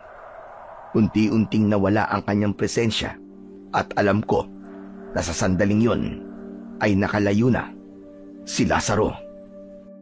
Hayop ka, Lazaro! Subukan mo lang na may gawing hindi maganda sa anak ko! Papatayin kita! Papatayin kita! Paulit-ulit ko yung isinigaw hanggang sa nagising na ang ilang mga tao at sumilip sa bintana ng kani-kanilang mga bahay. Maya-maya pa ay nag-aalalang lumabas sina Mang Severino at Manang Celia. Tinalalayan nila ako papasok sa kubo. Pinaupo nila ako at inabutan ako ni Manang Celia ng isang baso ng tubig. Uminom ka na muna, sir, para kumalma ka. Ano ba nangyari? Bakit sumisigaw ka sa labas? Si Lazaro. Nagpakita siya sa akin, Mang Severino. Sa tingin ko, ay siniguro niya na alam ko ang gagawin ko para mailigtas ko si Makisig. Gusto ko na siyang patayin kanina, Mang Severino. Gusto ko na siyang labanan, pero hindi ko magawa. Dahil hawak niya ang anak ko. Sa ngayon, ay wala tayong magagawa, kundi ang sundin kung ano ang gusto niya. Baka kapag gumawa tayo ng hakbang na labag sa kagustuhan ni Lazaro, ay kung anong gawin niya kay Makisig. Yun ang ayaw nating mangyari. Alam ko naman po yun. Hindi ko lang talaga napigilan ang emosyon ko nang nakita ko si Lazaro. Malapit na ang kabilugan ng buwan. Konting paghihintay na lang at maililigtas mo na ang iyong anak. Naniniwala ko na magtatagumpay ka, Rodrigo. Meron o wala ka bang gamit na agimat? Doon ko palang ininom ang tubig na ibinigay sa akin ni Manang Celia. Sa utak ko ay tumatakbo ang napakaraming tanong.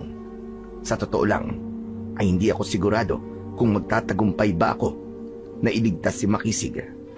At nang sandaling yon ay ipinagpasa Diyos ko na lamang ang magiging kapalaran naming mag-ama. Dahil nalalapit na ang araw ng pagtutuos namin ni Lazaro, ay mas pinaigting ko pa ang aking ginagawang pagsasanay. Mas pinalakas ko rin ang aking katawan sa pamamagitan ng pagbubuhat ng mabibigat na bagay, gaya ng troso at malalaking mga bato. Nang sumapit na ang araw na aking hinihintay, ay mas pinili kong ipahinga ang aking katawan upang pagsapit ng gabi ay nasa kondisyon na ako para sa laban na magdidikta ng mangyayari sa amin ng aking anak. Maghapon akong natulog upang mag-ipon ng lakas. Hinayaan lang ako ni Mang Severino dahil alam nila na yun naman talaga ang dapat kong gawin. Madilim na nang magising ako mula sa mahabang pagkakatulog. Naging epektibo naman ang ginawa ko na yun dahil naramdaman ko na masigla ang aking katawan. Habang kumakain ng hapunan ay tahimik lang ako. May kaba at takot sa aking dibdib. Pero pilit ko yung itinataboy dahil alam kong walang espasyo ang ganong pakiramdam sa akin. Sa pagkakataon na yon, ang mga ganong emosyon ay hindi makakatulong para sa misyon ko sa gabing yon. Nga pala, Rodrigo. Habang tulog ka kanina, ay dumaan dito si Kapitan. Ang sabi niya, ay kinausap niya ang ilang kalalakihan dito sa baryo natin. May ilan na nais kang samahan at tulungan sa laban mo ngayong gabi. Pakisabi po kay Kapitan at sa mga nais na sumama sa akin. Maraming salamat. Pero malinaw po na sinabi sa akin ni Lazaro ay dapat mag-isa lang daw akong magpupunta sa kuta nila. Ayoko pong suwayin kung ano ang gusto ng hayop na aswang na yun. Dahil kayo na rin ang nagsabi na hawak niya ang buhay ng anak ko. Pero sir, kaya mo ba talagang labanan ng mga aswang nang ikaw lang at walang tutulong sa'yo? Noon pa man ay nakikipaglaban na ako sa mga aswang ng ako lang. Hindi na ito bago sa akin, Manang Celia. Ang kaibahan nga lang ngayon ay wala akong gamit na agimat. Asensya ka na, sir. Kung tanging pagdadasal lamang ang maiaambag ko sa laban mo. Kung kaya ko nga lang sanang makipaglaban sa mga aswang, ay tutulungan sana kita. Ayos lang yun, Manang. Malaking bagay na para sa akin ang mga dasal ninyo. Pero Manang, meron sana akong ipapakiusap sa'yo. Ano yun, sir? Sabihin mo. Hindi ko kasi alam kung ano ang mangyayari ngayong gabi. Hindi, sir. Alam ko na ang sasabihin mo. Makinig ka sa akin, Manang. May posibilidad na mamatay ako ngayong gabi. Pero gagawin ko ang lahat para makaligtas at mabuhay si Makisig. Kung hindi na ako makakabalik, ay ikaw na ang bahala sa anak ko. Alagaan mo ang anak ko para sa akin. Sir, huwag ka naman magsalita ng ganyan. Sigurado ako na makakabalik pa kayo ritong dalawa ni Makisig ng buhay. Yan din ang gusto kong mangyari, Manang. Pero wala pa yung kasiguraduhan. Basta kung ano man ang mangyari sa akin, ay ikaw nang bahala sa anak ko. Alam ko nasa mabuti siyang kamay sa'yo. Mangako ka sa akin, Manang Celia. Naluluwa na tumango si Manang Celia. Matapos yun, ay kay Mang Severino naman ako humarap. Namamasana ang gilid ng mga mata niya at halatang pinipigilan niya ang pag-iyak. Tanging tango na lang ang nagawa ni Mang Severino dahil ramdam ko na kapag nagsalita siya ay tuluyan ng papatak ang mga luha niya. Makalipas ang ilang sandali ay umalis na ako sa bahay ni Mang Severino. May dala akong itak na nakasabit sa aking bewang. Meron din akong patalim na nakasuksok sa gilid ng aking pantalon. Mag-isa akong naglakad papasok sa gubat. Bilog na bilog ang buwan na parabang tinatanglawan niya ang aking dinadaanan. Panay ang dasal ko na sana ay maging matagumpay ako sa pagliligtas sa aking anak.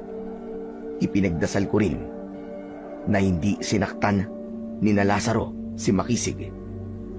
Hindi nagtagal ay natanaw ko na ang isang kuweba na nasa paanan ng bundok.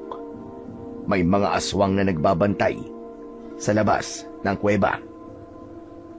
Matapang akong naglakad palapit sa kuweba at agad na naalerto ang mga aswang nang makita ko. Umangil sila na parabang anumang sandali ay handa silang atakihin ako. Huminto ako ng ilang metro mula sa mga aswang. Tawagin niyo ang pinuno niyo. Sabihin niyo na nandito na ako. Mula sa kuweba ay lumabas si Lazaro. May nakakalokong ngisi na nakapaskil sa kanyang muka. Hindi na kailangan dahil nandito na ako. Kanina pa kita hinihintay, Rodrigo. Ano pang hinihintay natin? Simulan na natin to, Lazaro. Tapusin na natin ang dapat ay matagal na nating tinapos. Masyado ka namang nagmamadaling mamatay, Rodrigo. Ayaw mo bang makita mo muna ang anak mo sa loob ng kuweba para masiguro mo na hawak talaga namin siya?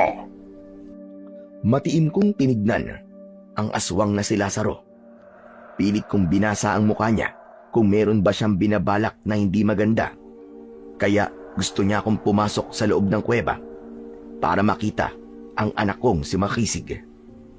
Pero naisip ko na wala akong mapagpipilian kundi ang maniwala sa kanya.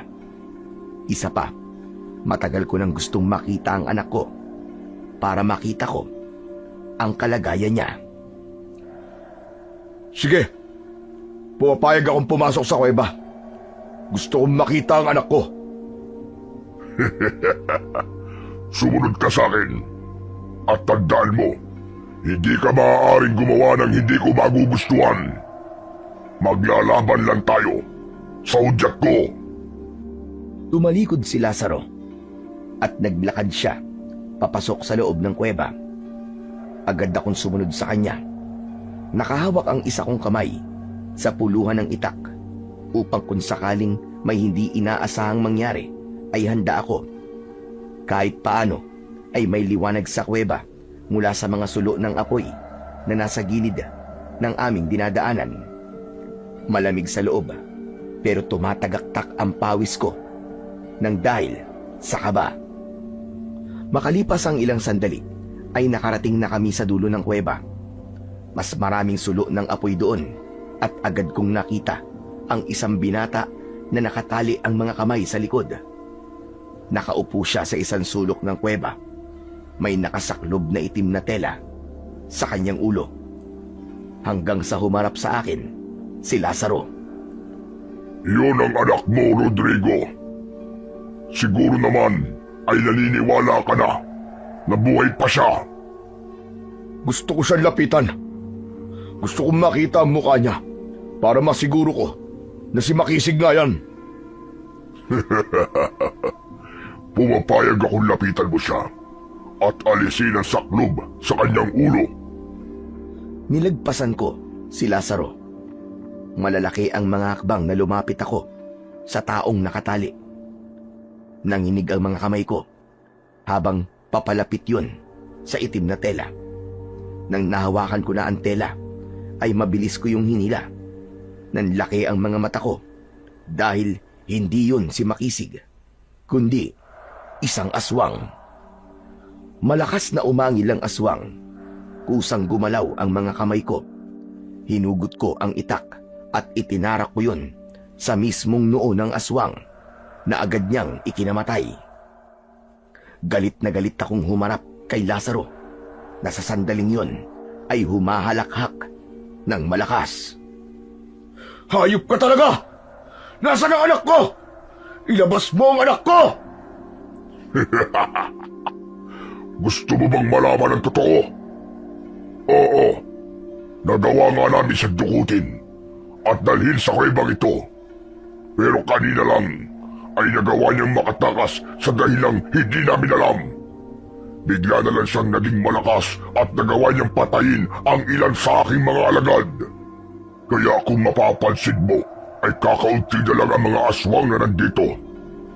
Pero kahit kakaunti na lang kami, ay sigurado ko na sapat na ang dami namin para patayin ka, Rodrigo. Nasaan ang anak ko? Nasaan ang anak ko? Ilabas mo siya! Bingi ka ba? O hindi ka lang talaga nakikinig sa mga sinasabi ko? Tinakasan niya kami at sa ngayon ay wala akong ideya kung nasaan ang anak mo. Pero huwag kang mag-alala, Rodrigo. Dahil pagkatapos ka namin patayin, ay hahanapin namin ang anak mo at siya ang isusunod namin para magsama na kayong dalawa sa impyerno. Mula sa iba't ibang parte ng kuweba ay lumabas ang mga aswang. Nanlilisik ang mga mata nila at umuungol sila na parabang isang mabangis na hayop. Napaatras ako, naging malinaw sa akin na isang patibong ang lahat. Dinala ako ni Lazaro sa loob ng kuweba dahil alam niya na hindi ako makakalaban kung limitado ang lugar na aking magagalawan. Hindi ako sanay na makipaglaban sa ganun lugar. Dagdag pa na wala sa akin ang aking agimat. Pero sa kabila ng maliit na pag-asang mananalo ako, ay hindi pa rin ako pinanghinaan ng loob. Sa hudyat ni Lazaro ay sumugod sa akin ang mga alagad niyang aswang. Malakas siyang humahalakhak at pinapanood niya ang ginagawa kong pakikipaglaban. Dalawang aswang ang unang nakalapit sa akin. Susunggaban sana nila ako ng sabay, pero mabilis akong umilag. Nagkaumpugan ang muka ng dalawang aswang at sinamantala ko ang pagkawala nila sa pokus. Ang isa ay ginilitan ko kagad sa leeg at ang isa naman ay sinaksak ko sa dibdib. Naging sunod-sunod na ang pag-atake ng mga aswang sa akin. Pinilit kong labanan sila kahit wala akong inaasahang agimat na magpapalakas sa akin. Pero kahit na anong pag-iingat ang gawin ko, ay may ilan pa rin na nagagawa akong sugatan. May isa na nakagat ako sa balikat at may isa na nagawa akong makalmot sa dibdib. Ganyan nga, Rodrigo. Lumaban ka.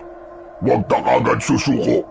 Ipakita mo na hanggang ngayon ay ikaw pa rin ang pinakamagiting na manunugis na nakilala ko. Humanda ka, hayop ka. Kapag naubos ko na ang mga alagad mo, ikaw naman ang isusunod ko. Hindi ako makapaniwala na nagagawa mo pang sabihin yan kahit sugatan ka na. Humina ka na ba? Dahil sa tagal ng panahon na hindi ka nakikipaglaban sa mga kagaya namin. Noon naman ay hindi ka nasusugatan ng mga aswang.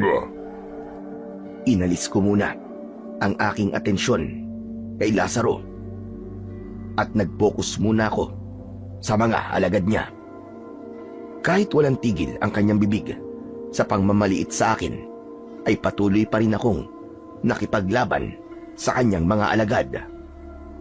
Sa loob ng ilang minuto ay marami-rami na ang aswang na aking napatay.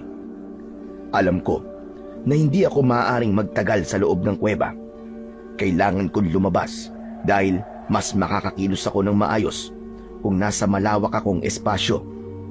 Kaya habang abala ako sa pakikipaglaban, ay tinitignan ko si Lazaro dahil nakatayo siya sa daan palabas ng kuweba.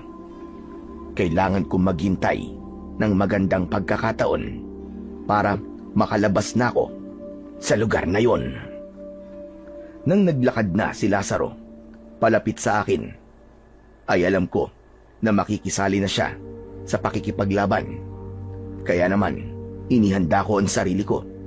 Kahit abala ako sa pagdepensa at pag-atake sa mga aswang, ay nakatingin pa rin ako sa kanya. Hanggang sa ilang dipa na lamang ang layo ni Lazaro mula sa akin. Malayo na rin siya sa daan palabas ng kuweba. Mabilis akong tumakbo papalapit kay Lazaro at malakas ko siyang itinulak. Nang matumba siya, ay walang lingon-likod kong tinahak ang daan palabas ng kuweba. Habulin niyo si Rodrigo! Ibalik niyo siya rito! Patuloy ako sa mabilis na pagtakbo. Dinig na dinig ko ang mga yabag ng aswang na nasa likuran ko. Kahit paano ay nagkaroon ako ng pag-asa nang matanaw ko na ang bukana ng kuweba. Mas lalo ko pang binilisan ang aking pagtakbo. Pero nang malapit na akong makalabas, ay biglang lumitaw si Makisig sa labas ng kuweba. May hawak siyang kawayan na may matulis na dulo. Kahit siya ay nagulat nang nakita niya ako. Bumagal ang aking pagtakbo hanggang sa nagawa na akong masunggaban ng mga aswang mula sa aking likuran. Padapa akong bumagsak sa lupa at napasubsob pa ako. Sinimulan na akong atakihin ng mga aswang. Kinagat at kinalmot nila ang aking likod. Pero hindi naalis ang mata ko sa aking anak. Tay! Tumakas ka na, anak! Umalis ka na! Kaya ko na to! Iligtas mo ang sarili mo! Ngunit hindi ako pinakinggan ni Makisig.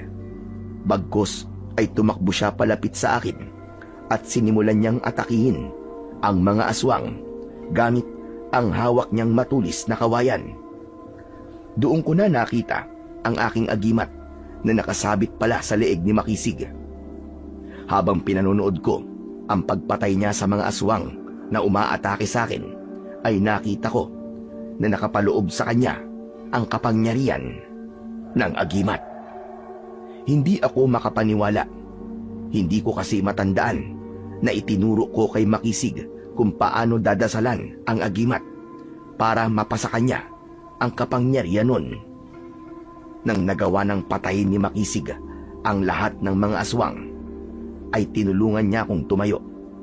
Inalalayan niya ako hanggang sa tuluyan na kaming nakalabas ng kuweba. Pinaupo niya ako sa tabi ng isang puno. Tay, ang dami niyo pong sugat. Ayos lang ako, anak. Hindi ako mamamatay sa mga sugat na to.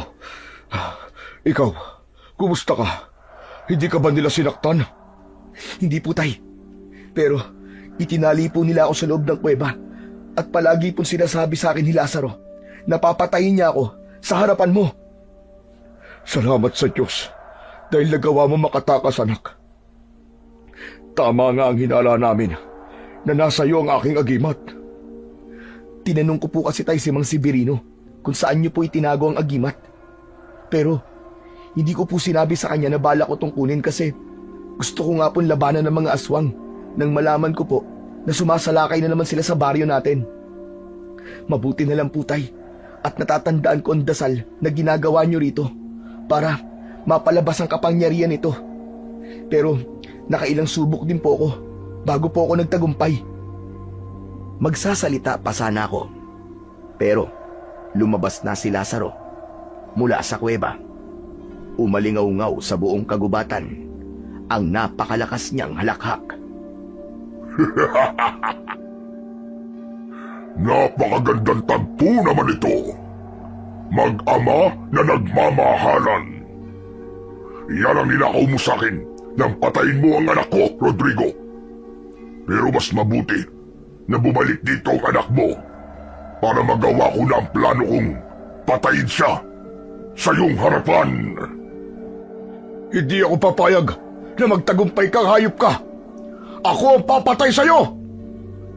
Tatayo sana ako, pero pinigilan ako ng anak kong si Makisig. May pagtatakang tumingin ako sa kanya. Tay, ako na po makikipaglaban kay Lazaro. Hindi niyo na po kaya sa dami po ng mga sugat niyo. Hindi, anak. Ako ang dapat na tumapos sa kanya. Ibigay mo na lang sa akin ang agimat. Pasensya na, Tay. Pero kailangan ko kayong suwayin ulit. Hindi ako papayag na makipaglaban kayo sa kondisyon niyo ngayon. Kahit gamitin niyo po ang agimat, ay wala pa rin po kayong laban kay Lazaro. Ako po ang dapat na humarap sa kanya dahil malakas pa ang katawan ko. Tay, magtiwala po kayo sa akin. Ipapanalo ko po ito para sa ating dalawa at sa baryo natin. Matiin kong tinignan si Makisig at nakita ko sa mga mata niya ang determinasyon at kagustuhan niya na labanan si Lazaro. Napagtanto ko rin na tama ang sinabi niya. Sa kalagayan ng katawan ko ay hindi na ako maaaring lumaban. Kaya sa huli ay nagdesisyon akong hayaan si Makisig na harapin si Lazaro. Ibinigay ko sa kanya ang aking itak upang gamitin niyang sandata. Naglakad si Makisig papunta sa harapan ng aswang na si Lazaro. Pinaikot niya sa kamay niya ang itak. Nagpapatawa ba kayo? Anong laban mo sa akin? Gayong wala ka namang kasanayan sa pakikipaglaban sa mga aswang. Titignan natin kung sino ang tutumba sa ating dalawa. Sa bagay, mas maganda na ikaw ang lumaban sa akin para makita ng tatay mo ang pagpatay ko sa'yo. Gaya ng ginawa niyang pagpatay sa anak ko sa harapan ko. Malakas na sumigaw si Lazaro bago siya sumugod kay Makisig. Matagumpay naman na naiwasan ni Makisig ang unang pag-atake ni Lazaro. Agad siyang umatake at nagawa niyang tagain sa likod ang pinuno ng mga aswang.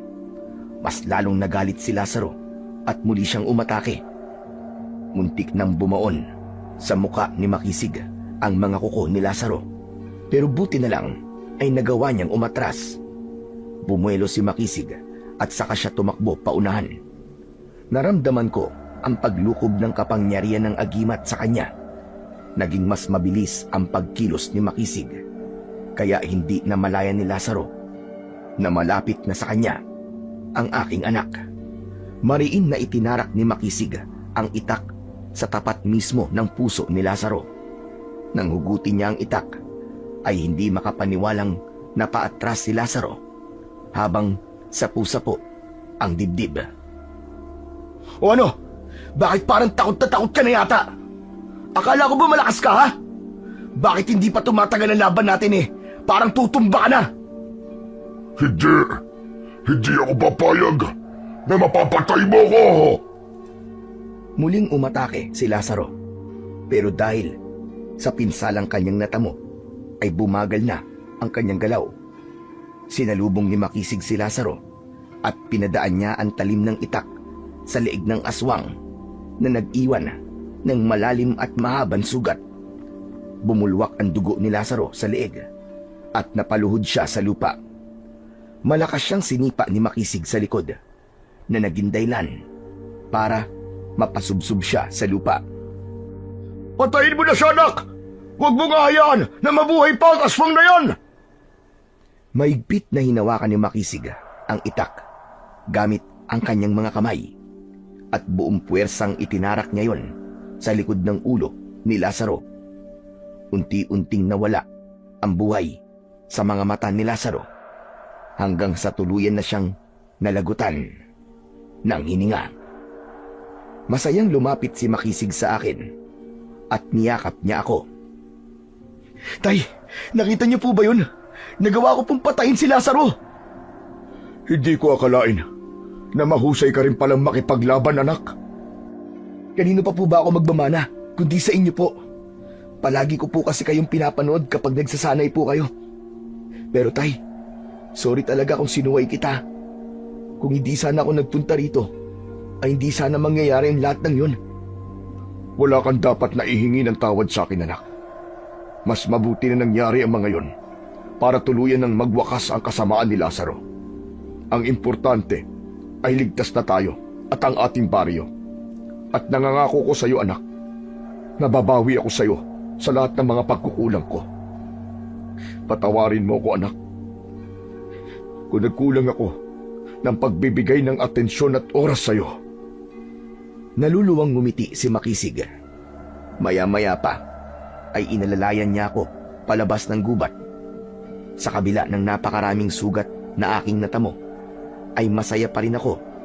Hindi lang dahil ligtas ang anak ko, kundi dahil na rin sa alam ko na yun na ang bagong simula para sa aming dalawa. Napakasaya ni Namang Severino at Manang Celia nang makauwi kaming ligtas ni Makisig. Bago kami umalis ng baryo para bumalik sa Maynila, ay dinalaw muna namin ang libingan ng asawa ko. Tahimik ko siyang pinasalamatan dahil sa lakas na ibinigay niya sa amin. Dinala ko na rin ang agimat dahil alam kong maaari ko yung kailanganin sa hinaharap. Nang makabalik kami sa Maynila, ay ginawa ko ang lahat para bumawi kay Makisig. Binago ko ang araw-araw kong gawain para mabigyan siya ng oras at atensyon. Simula noon ay naging mas maayos at mas masaya ang buhay namin. Dumadalaw paminsan-minsan si Mang Severino para makasama si Manang Celia dahil tuluyan ng umibig ang dalawa sa isa't isa. Natutunan ko na ang pagiging ama ay hindi lang nasusukat sa materyal na bagay na kaya kong ibigay sa aking anak. Doon ko naintindihan na ang pinakamahalagang tungkulin ko bilang tatay ay siguraduhin na hindi kailanman mararamdaman ni Makisig na siya ay nag-iisa.